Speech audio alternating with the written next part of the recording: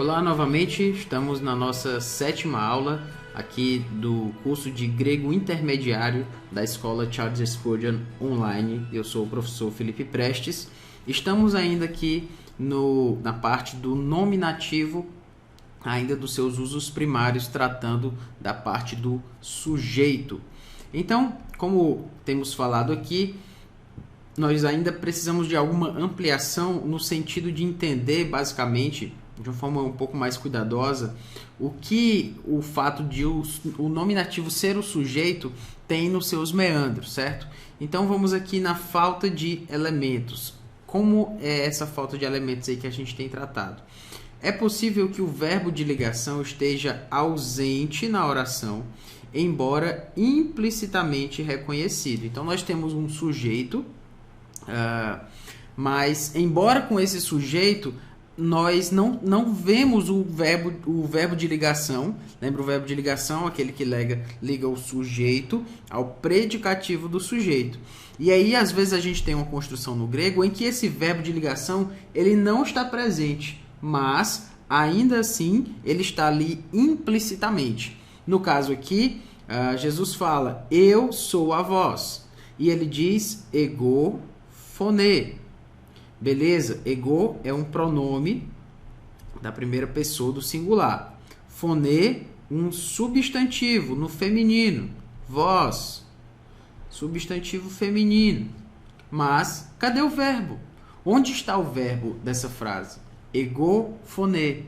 Não temos o verbo aí. O verbo seria ego. No caso, nós estamos aqui esperando ver o verbo eimi, o verbo sou, mas nós não temos o verbo eimi aí, nós só temos ego phone, eu, vós. O ponto é que o verbo eimi está implícito.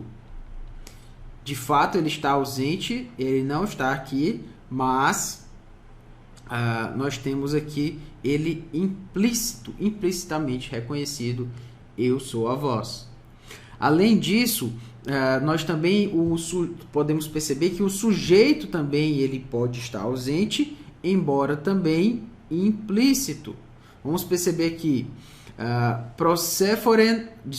prosepheron autopaidia.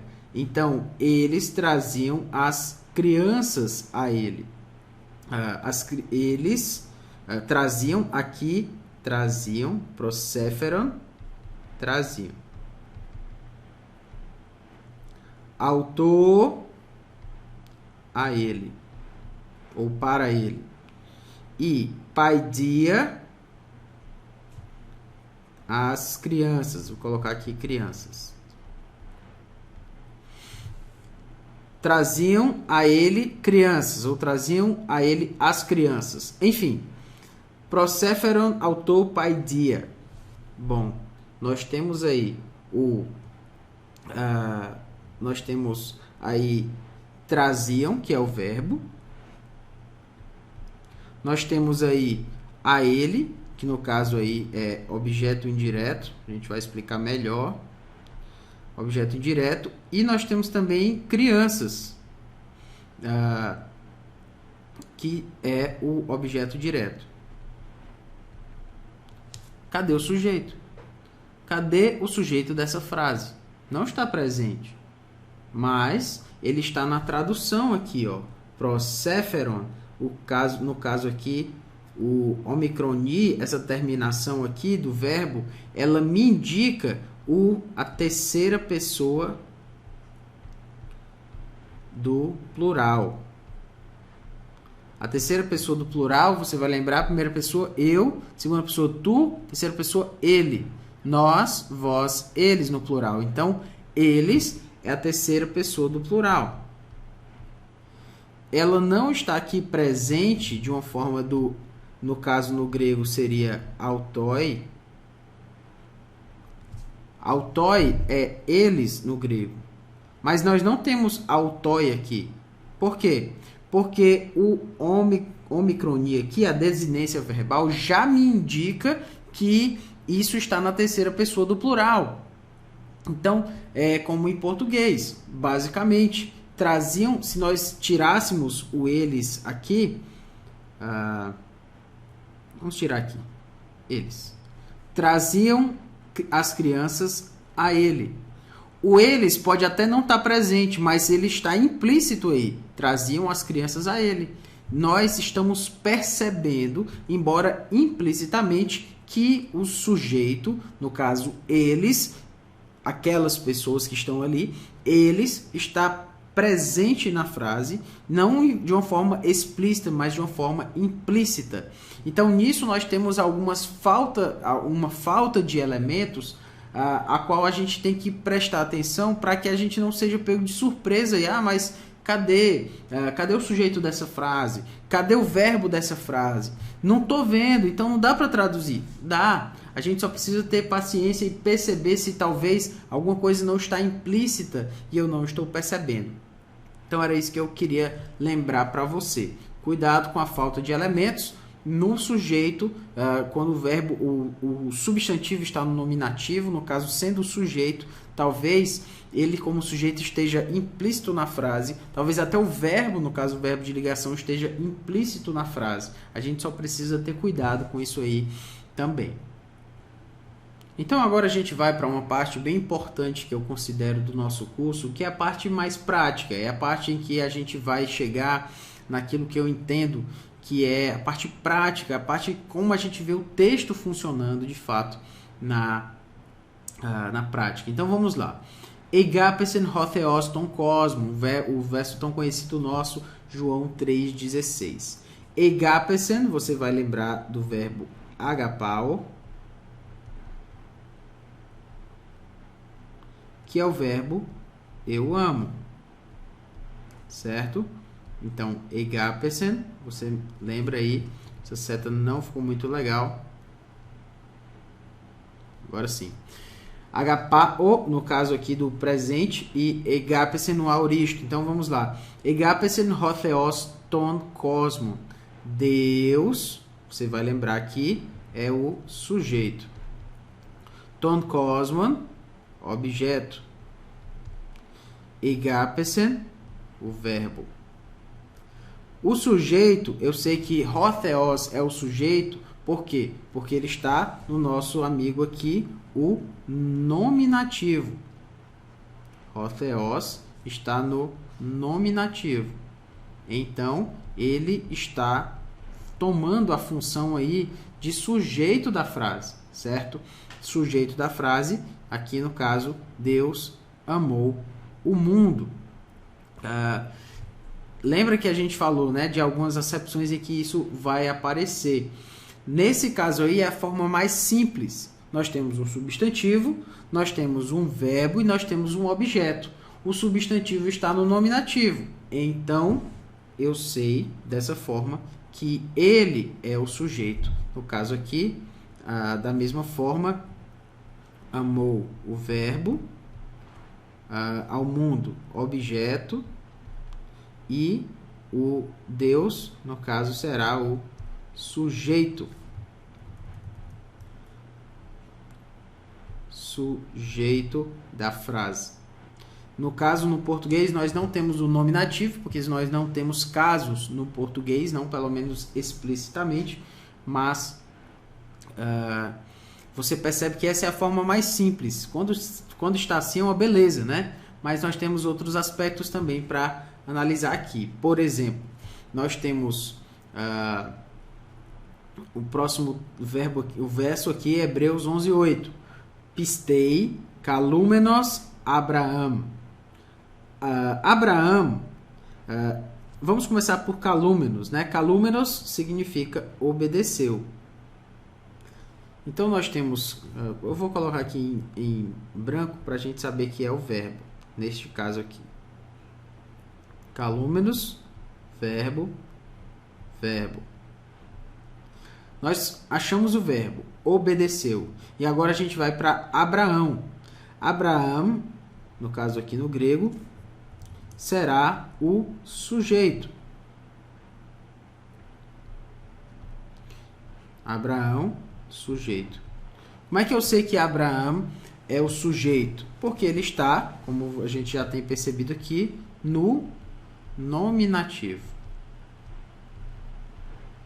Nós temos um verbo, nós temos o sujeito do verbo, no caso, nós temos um substantivo no nominativo, e nós temos aqui o pistei, que significa pela fé, certo? Pistei significa pela fé. No caso aqui, ele será um adjunto adverbial, certo? Para facilitar aqui para a gente, eu vou colocar só advérbio, porque isso é um outro assunto que a gente ainda vai tratar.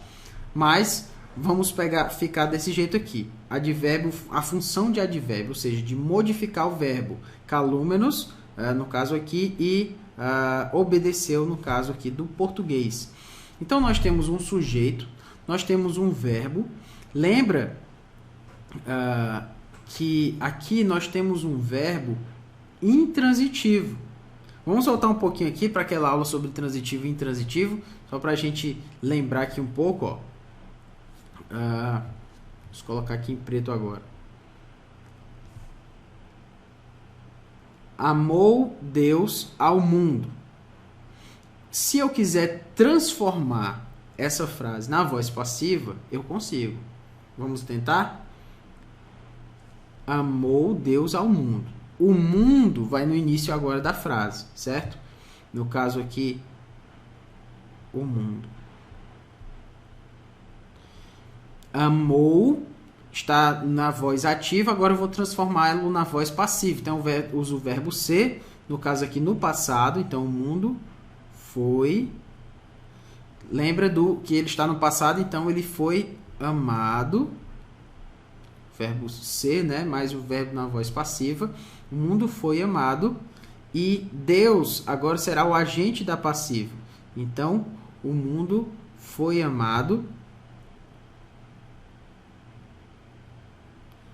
O mundo foi amado por Deus. O mundo foi amado por Deus. Então, nós temos aqui um sujeito, nós temos um verbo e nós temos um objeto. Se nós temos um objeto, lembra que nós temos um verbo, um substantivo, um sujeito, um verbo e um objeto. Esse caminho aqui, né? Esse trânsito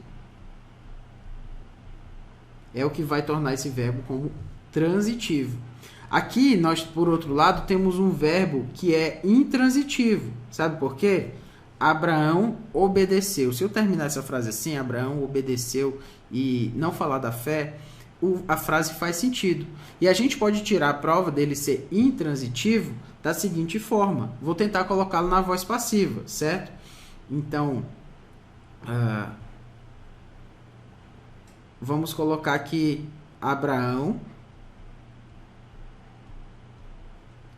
obedeceu. Então, eu vou colocar foi obedecido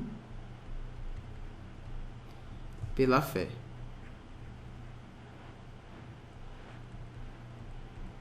A frase faz sentido?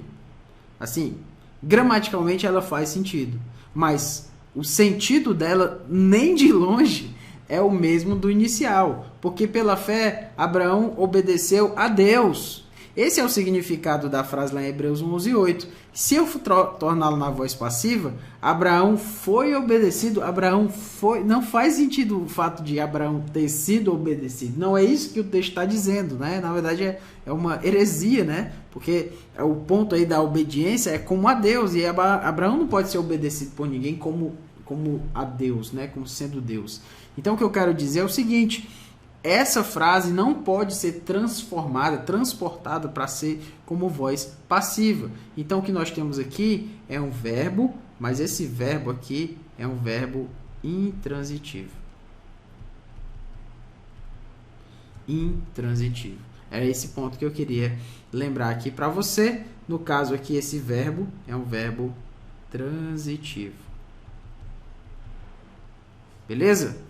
Então, nós temos aqui um exemplo com o verbo transitivo, nós temos um exemplo com o verbo intransitivo, de sujeito como verbo intransitivo. Prosseguindo.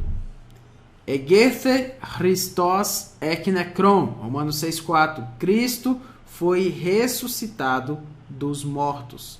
Nós temos um verbo, egethe, vamos colocá-lo aqui em branco.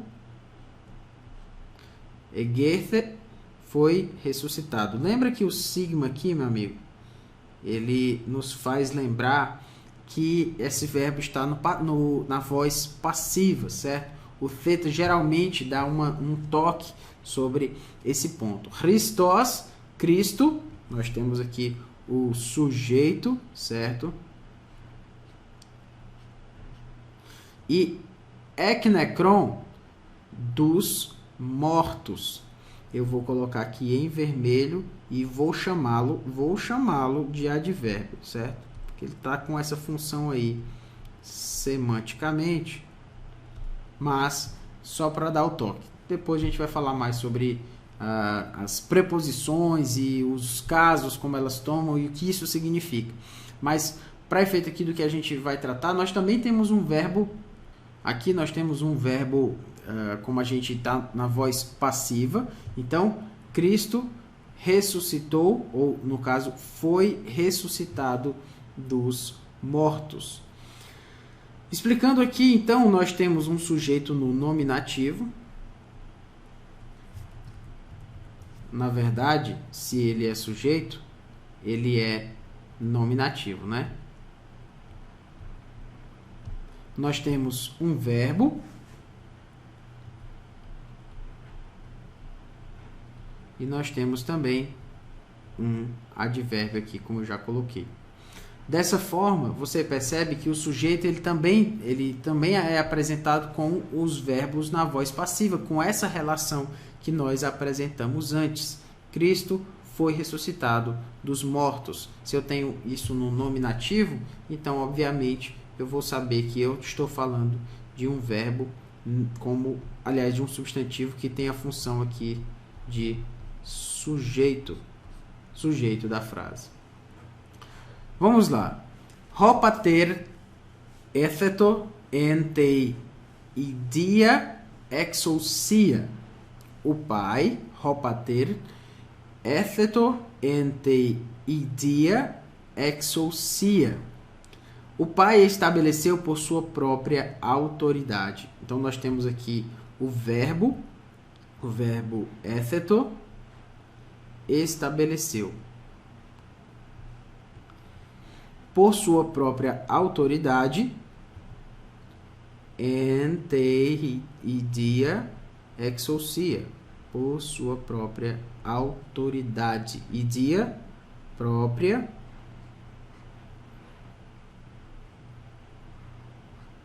Certo? Exousia, autoridade. E então nós temos o nosso substantivo aqui no nominativo. Portanto, ele vai ter função de sujeito. Por quê? Estabeleceu.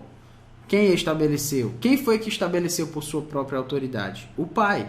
Então, o pai estabeleceu por sua própria autoridade. Dessa forma, nós temos um verbo no nominativo, aliás, um substantivo no nominativo que tem uma função clara de sujeito aí da frase. Então, nós temos agora aqui mais uma, né? Para a gente encerrar aqui as ilustrações. No caso, Ho Christos Kephalé tes Ecclesias. Nós temos aqui o substantivo no nominativo, o ômicron sigma, você deve lembrar. Então, nós temos nominativo. Nós temos, no caso aqui, o predicativo do sujeito, que é falei. No caso aqui, Cristo é o cabeça. Então, nós temos aqui o predicativo do sujeito.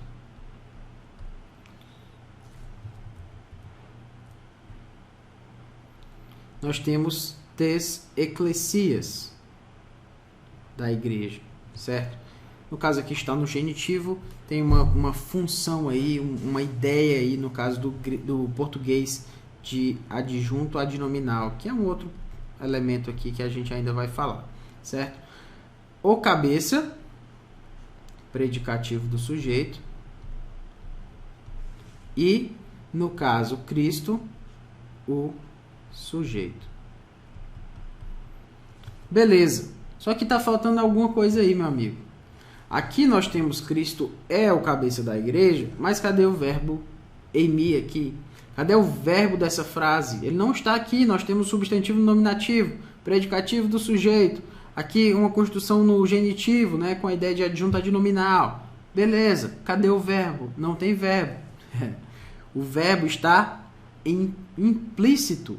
No caso, o verbo aqui é o verbo ser novamente. Seria, se nós quiséssemos colocá-lo aqui, então seria o verbo ser na terceira pessoa. Ele é. Então,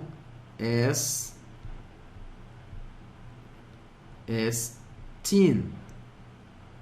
Essa frase aqui literalmente seria ho Christos estin, Cristo, ho Christos estin é kephalé, o cabeça des eclesias, da igreja. Mas nós não temos como fazer essa tradução literal, palavra por palavra, até porque o verbo não está aí explícito, ele está implícito nessa frase. Até porque nós temos aqui uma posição do artigo, que é um outro ponto que a gente vai falar, mas o fato desse artigo estar aqui antes do substantivo, né? Nessa posição, que se chama posição predicativa, acabei apagando aqui o sigma. O fato dele estar nessa posição indica que ele está fazendo a função predicativa, a posição predicativa funcionando como aquele que vai ser o verbo é, no caso aí o verbo ser, né? Então perceba que ele tem um sujeito, não tem o verbo está implícito, mas ele está presente aí de alguma forma. O ponto é, eu nunca saberia que essa construção ela tem um sujeito e um predicativo do sujeito. Eu nunca saberia disso, porque se eu não sei que esse verbo está no nominativo, ele então tem que ter um sujeito aí nessa história. Tem que ter um predicativo, porque eu esqueci de falar aqui para você, mas o nosso kephalé aqui também está no nominativo. E agora até complicou mais, porque eu tenho um ho Christos no nominativo, um kephalé no nominativo. Então, quem é o sujeito? Quem é o predicativo do sujeito? É um assunto para as próximas aulas, mas o ponto é, eu tenho 2 substantivos no nominativo e eu não tenho um verbo. Cadê o verbo dessa história? Ele tem que estar implícito, porque se eu tenho 2 substantivos no nominativo, tem que ser um nominativo aqui e um nominativo aqui. Eu não tenho um verbo, mas eu não posso ter 2 sujeitos numa frase sem o predicativo do sujeito, não faz sentido. Então, um tem que ser sujeito e um tem que ser predicativo do sujeito. E o restante? O verbo é que vai me indicar aqui. Só que esse verbo, ele está implícito na frase. Por isso a gente tem que ter cuidado, assim, em perspectivas tão categóricas. Às vezes a gente nem percebe, mas a gente esquece de olhar que a tradução palavra por palavra, muitas vezes ela não vai dar certo. Essa é a dificuldade, né, quando a gente acha que sabe grego o suficiente, e aí você vai lá para o grego, você vai lá para aquelas ferramentas, né, do Novo Testamento grego interlinear, que é excelente, né? Ele tem todo o seu papel, ajuda-nos muito na perspectiva aí de quem está estudando, iniciando no grego e tal, mas nós só com o Novo Testamento interlinear não temos como fazer uma boa exegese, somente com isso. Não estou dizendo que ele é desnecessário, ele é uma ferramenta excelente, mas muitas vezes por conta dessa dependência desse Novo Testamento interlinear, o aluno acha que ele sabe, mas ele não sabe se ele não estiver atento para essas questões de perceber aqui que o verbo não está presente, ele está implícito por conta de uma posição predicativa. Nós temos dois nominativos aqui, enfim, funcionando aí como sujeito. Mas a gente vai prosseguindo aqui nas nossas aulas e espero que isso tudo fique claro para você. Nós vamos continuar falando sobre sujeito. Nas próximas aulas vamos falar mais agora sobre predicativo do sujeito, que é uma outra função, um outro uso primário do nominativo. Espero que você entenda bem aí e consiga seguir o nosso raciocínio. Então que Deus o abençoe, eu dê graça também em tudo isso que a gente tem feito e até mais.